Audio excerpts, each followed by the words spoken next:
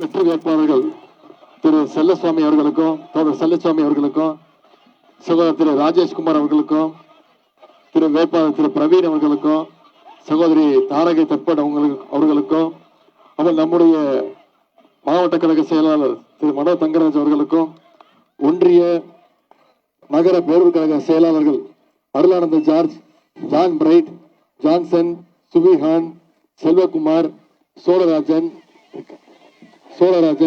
Sundarraj, Jabath Jose, John, Satish, Nazeer, Dudley, Bright Singh, Haji, மாவட்ட இளைஞரணி அமைப்பாளர் திரு ஜெகநாதன், துணை அமைப்பாளர் ஜான் ஜெஃபர்சன், விஜய் ஜீவன், ஜெயச்சந்திர பூபதி, இளைஞரணி உள்ளிட்ட அனைத்து அணிகளைச் சேர்ந்த நிர்வாகிகளுக்கும் நம்முடைய மதச்சார்பற்ற முற்போக்கு கூட்டணி கட்சியை சேர்ந்த நண்பர்கள், இந்திய தேசிய காங்கிரஸ், திராவிட கழகம், தேசிய முற்போக்கு திராவிட கழகம், விடுதலை சிறுத்தைகள், இந்திய கம்யூனிஸ்ட் கட்சி, மார்க்சிஸ்ட் கம்யூனிஸ்ட் கட்சி, மறுமலர்ச்சி திராவிட முன்னேற்ற கழகம், இந்திய யூனியன் முஸ்லிம் லீக், மனிதநேய கட்சி, மக்கள் நீதி மையம், SDPI உள்ளிட்ட அனைத்து கட்சிகளை சேர்ந்த நண்பர்களுக்கும் இங்கே பெருமையோடு வந்திருக்கக்கூடிய தாய்மார்களுக்கும், அக்காக்களுக்கும், தங்கைகளுக்கும், பாட்டிகளுக்கும், அத்தனை பேருக்கும் முத்தமிழர் கலைஞருடைய உயிரினும் மேலான அன்பு உடன்பிறப்புகள் உங்க அத்தனை பேருக்கும் என்னுடைய நன்றியை நான் தெரிவிச்சுக்கிறேன்.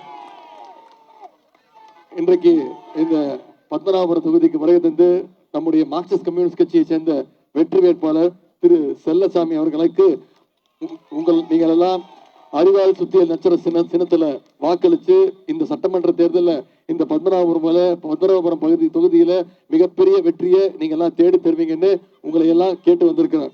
இங்க நம்முடைய வேட்பாளர் திரு செல்லசாமி அவர்களை பற்றி உங்களுக்கு அதிகம் சொல்ல தேவையில்லை, அனைவருக்கும் தெரிஞ்சவர் தான். ஒட்டுமொத்த கன்னியாகுமரி மாவட்டத்துடைய வளர்ச்சிக்காக தொடர்ந்து பாடுபட்டு வருபவர். அவர் ஒரு பிறவி போராளி. மக்களுக்கான எல்லா போராட்டங்களையும் மக்களோடு நின்று அந்த போராட்டங்களை எல்லாம் சந்திச்சவர். தொழிலாளர்களுடைய உரிமைகளுக்காக பல போராட்டங்களை முன்னின்று நடத்தியவர்.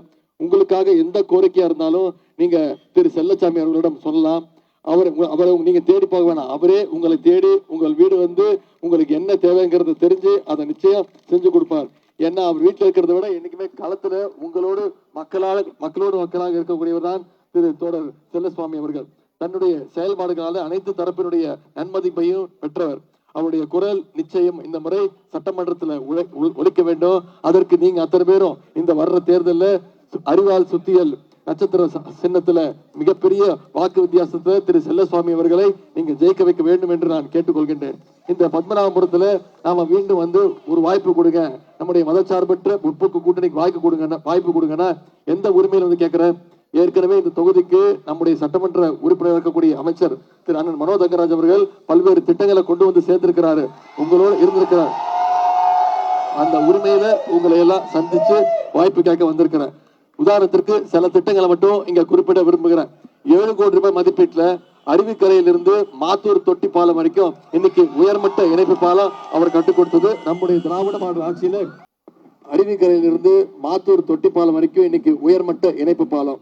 அதே போல தக்காளியிலிருந்து பேச்சுப்பாறை வரைக்கும் செல்லுகின்ற வகையில இன்னைக்கு பல்வேறு இடங்கள்ல சாலை மேம்பாட்டு பணிகள். திருப்பரப்பு பகுதியில சுமார் 20 கோடி ரூபாய் மதிப்பீட்டுல கூட்டு குடிநீர் திட்டங்கள். ஓவர் ஹெட் டாக்ஸ் 2 கோடி ரூபாய் மதிப்பீட்டுல வேர்கிளம்பியிலிருந்து அழகிய மண்டபம் வரைக்கும் இன்னைக்கு சாலை பணிகள். திருப்பரப்பு நீர்வீழ்ச்சி செல்லுகின்ற சாலையில 3 கோடி ரூபாய் மதிப்பீட்டுல பல்வேறு பணிகள். திருவட்டாரில் இருந்து இன்னைக்கு புதிய பேருந்து நிலையம் அமைஞ்சிருக்குன்னா நம்முடைய திராவிட மாடல் அரசு நம்முடைய முதலமைச்சர் கட்டி கொடுத்திருக்கோம். அதே போல 0 பாயிண்ட் முதல் கோதையாறு வரைக்கும் 60 கோடி ரூபாய் மதிப்பீட்டுல இன்னைக்கு பல்வேறு சாலை பணிகளும் நடைபெற்றிருக்கிறது. எனவே அந்த உரிமையோடு இத்தனை பணிகளையும் செஞ்சு கொடுத்திருக்கிறோம். மீண்டும் செல்லசுவாமி அவர்களை தேர்ந்தெடுத்து அமைச்சீங்கன்னா இந்த தொகுதிக்கு என்னென்ன தேவையோ அதை நம்முடைய திராவிட மாடல் அரசு நிச்சயம் உங்களுக்கு செஞ்சு கொடுக்கும் அப்படிங்கிறத உங்ககிட்ட நான் கேட்டுக்கொள்கின்றேன். இது மட்டும் இல்ல, தமிழ்நாட்டுக்கு இன்னைக்கு பல்வேறு திட்டங்களை நம்முடைய திராவிட மாடல் அரசு செஞ்சு கொடுத்திருக்கிறோம். போன சட்டமன்ற தேர்தலில் சொன்ன வாக்குறுதி எல்லாம் நிறைவேற்றி கொடுத்திருக்கிறோம்.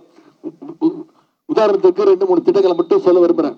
நம்முடைய ஆட்சி அமைஞ்சோடனே நம்முடைய முதலமைச்சர் அவர்கள் போட்ட முதல் கையெழுத்து மகளிருக்கு கட்டணமில்லா பேருந்து திட்டம், மகளிர் விடியல் பயண திட்டம். இன்னைக்கு அந்த திட்டத்தின் மூலம் ஒவ்வொரு மகளிரும் மாசம் 900 ரூபாயில இருந்து 1000 ரூபாய் வரைக்கும் சேமிச்சிருக்கிறாங்க. அதே மாதிரி அரசு பள்ளியில படிக்கக்கூடிய குழந்தைங்க காலைல பள்ளிக்கூடத்துக்கு வந்தாலே பசியோடு இருக்கக்கூடாதுன்னு நம்முடைய முதலமைச்சர் அறிமுகப்படுத்துறதுதான் முதலமைச்சர் காலை உணவு திட்டம். இன்னைக்கு அதே மாதிரி பள்ளிக்கூடத்துக்கு வர வச்சுட்டோம், அவங்க கல்லூரிக்கு அனுப்பணும் அப்படின்னு கல்வி ஊக்கத்தொகையை கொடுக்கிறோம். அரசு பள்ளியில படிச்சு எந்த காலேஜில் போய் படிக்க போனாலும் அது தனியார் காலேஜா இருந்தாலும் சரி, அவங்க ஒவ்வொருத்தருக்கும் மாசம் கல்வி ஊக்கத்தொகை 1000 ரூபாய் நம்முடைய முதலமைச்சர் அவர்கள் ஒவ்வொரு மாணவ மாணவிக்கு கொடுத்திருக்கிறார். கிட்டத்தட்ட 13 லட்சம் மாணவ மாணவிகள் இதுல பயன்பெற்று இருக்கிறாங்க. இப்போ சமீபத்துல 10 லட்சம் கல்லூரி மாணவ மாணவிகளுக்கு இலவச லேப்டாப் திட்டத்தை அறிவிச்சு ஒரே மாசத்துல நம்முடைய முதலமைச்சர்கள் கொடுத்து முடிச்சாங்க. இப்படி பல்வேறு திட்டங்களை செஞ்சு கொடுத்திருக்கிறோம். உதாரணத்திற்கு உங்க அத்தனை பேருக்கு தெரியும் கலைஞர் மகளிர் உரிமை தொகை திட்டம். போன சட்டமன்ற தேர்தலில் நாம சொன்ன வாக்குறுதி இப்ப கடந்த 3 வருஷமா 1,31,00,000 மகளிருக்கு மாசம் 1000 ரூபாய் மகளிர் உரிமை தொகை நம்முடைய முதலமைச்சர் அவர்கள் வழங்கி இருக்கிறாங்க. இப்போ மகளிர் உரிமை தொகை திட்டத்தை நிப்பாட்டோன்னு ஒரு கூட்டம் சங்கி கூட்டம் முயற்சி பண்ணாங்க. அதிமுகவும் பாஜகவும் நீதிமன்றம் வரைக்கும் போனாங்க. தேர்தலை காரணம் காட்டி நிப்பாட்டுறதுக்கு முயற்சி பண்ணாங்க. நம்முடைய முதலமைச்சர் என்ன பண்ணாரு, நான் 1000 ரூபாய் கொடுக்கறது நிப்பாட்ட முயற்சி பண்றீங்களா, நான் 5000 ரூபாய் கொடுக்குறேன், எப்படி முயற்சி பண்ணுங்கப்பான்னு சொல்லி பிப்ரவரி மாசம், மார்ச் மாசம், ஏப்ரல் மாசம் 3 மாசத்துக்கு சேர்த்து 3000, கோடை கால சிறப்பு நிதி 2000, 5000 ரூபாய் முதலமைச்சர் கொடுத்தாரு. எனவே இப்ப அது மட்டும் இல்ல, இப்ப வாக்குறுதி கொடுத்திருக்கிறோம். மீண்டும் திராவிட மாடல் 2.2 ஆட்சி அமைஞ்சோன்னு மகளிர் உரிமை தொகை 1000 ரூபாயில அது 2000 ரூபாய் உயர்த்தி கொடுப்பேன்னு வாக்குறுதி கொடுத்திருக்கிறோம்.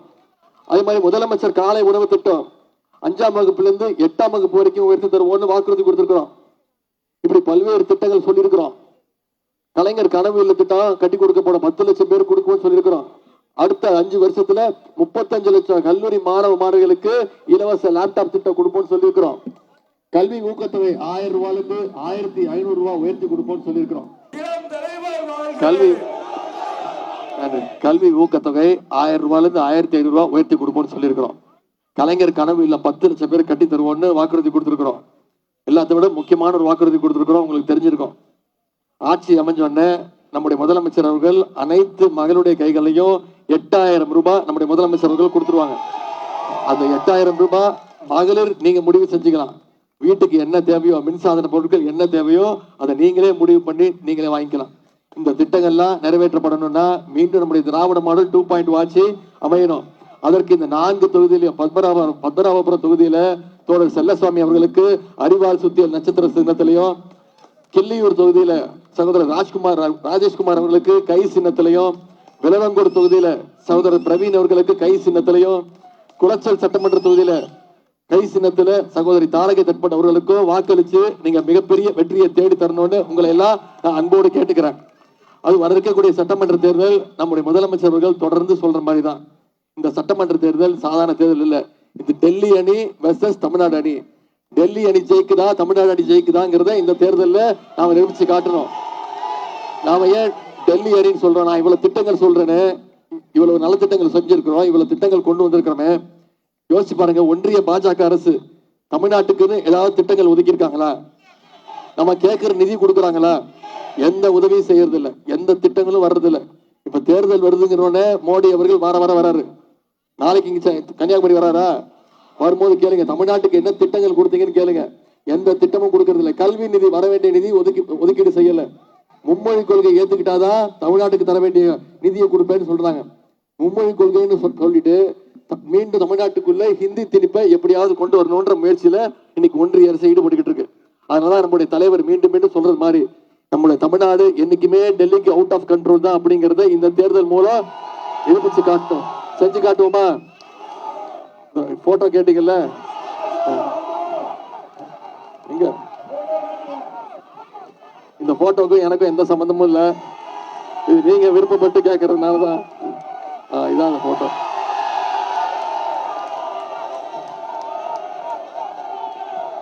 தெரியுதா? கீழே படுத்திருக்காருல்ல, அதான் எடப்பாடி பழனிசாமி அவர்கள்.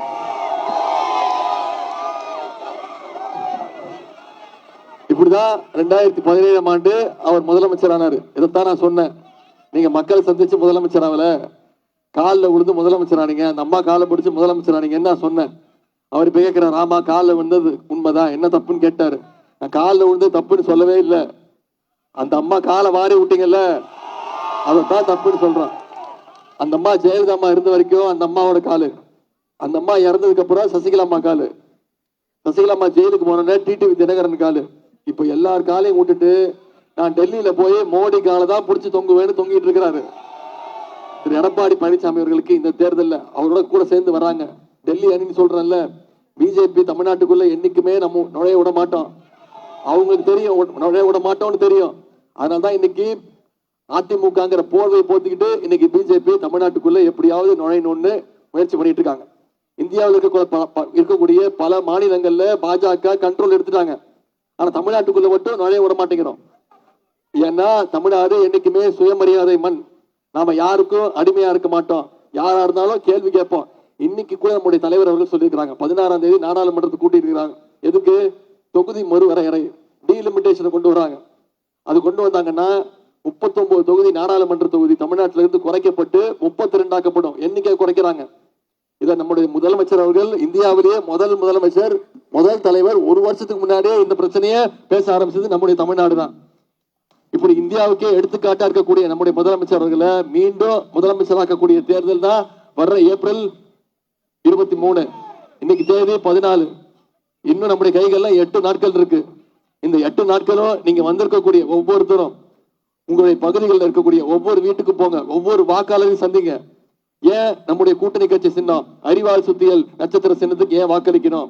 கை சின்னத்துக்கும் நம்முடைய ராஜேஷ்குமார் அவர்களுக்கும் பிரவீன் அவர்களுக்கும் தாரக தட்பட் அவர்களுக்கும் ஏன் வாக்களிக்கணும் அப்படிங்கிற பிரச்சாரத்தை நீங்க செய்வீங்களா?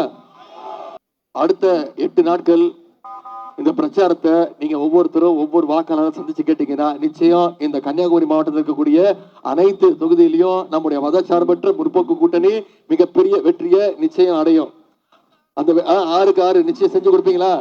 வெற்றி உறுதியா? உங்களை எல்லாம் அன்போடு கேட்கிறேன், பண்போடு கேட்கிறேன், பாசத்தோடு கேட்கிறேன், உரிமையோடு கேட்கிறேன், உங்க வீட்டு பிள்ளையாக இருந்து கேட்கிறேன், தலைவருடைய மகனாக இருந்து கேட்கிறேன், இன்னும் பெருமையா சொன்னா டாக்டர் கலைஞருடைய பேரனாக இருந்து கேட்கிறேன். நம்முடைய வெற்றி வேட்பாளர்களுக்கெல்லாம் பிரச்சாரத்தை செஞ்சு மிகப்பெரிய வெற்றியை இந்த சட்டமன்ற தேர்தலில் நீங்க செஞ்சு கொடுக்கணும் அப்படிங்கறத உரிமையோடு கேட்டு உங்களை அன்புக்கும் வரவேற்புக்கும் நன்றி தெரிவித்து விடைபெறுகின்றேன். நன்றி, வணக்கம்.